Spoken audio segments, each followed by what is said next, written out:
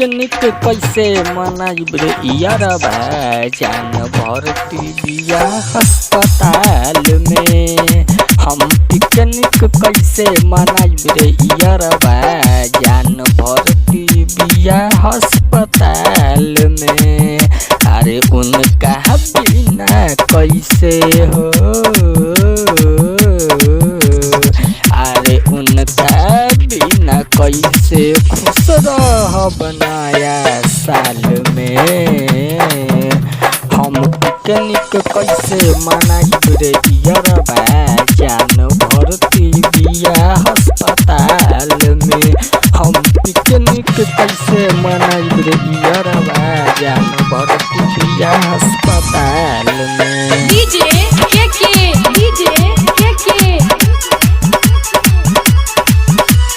राजू मनियारी बाजार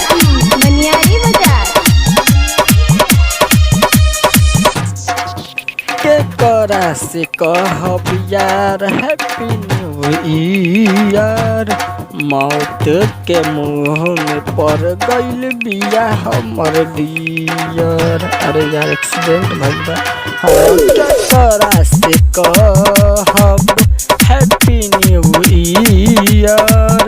मौत के मुँह में पड़ गइल बिया हमर डियर हमर डियर।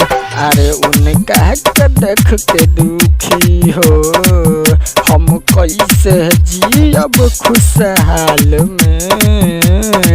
हम नया साल कैसे मनाइब रे यारबा जान भर्ती बिया अस्पताल में।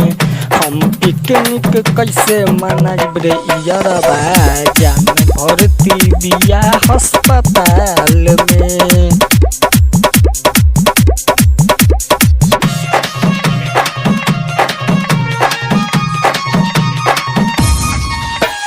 डीजे के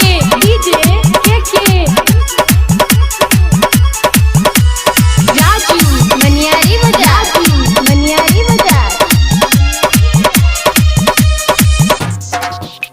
महताब आलम कैसन बाट किस्मत रे।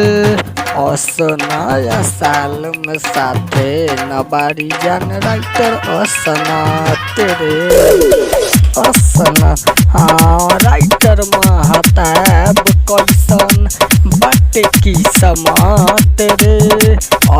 नया साल में साथे नबारी जान राइटर असनात रे। हाँ अरे नया साल के ग्रीटिंग गुलाब सदा खुशी के करा बाल में। हम नया साल पिकनिक कैसे मनाइब जान भर्ती बिया अस्पताल में। हम पिकनिक कैसे मनाइब रे यारबा जान भर्ती बिया अस्पताल में।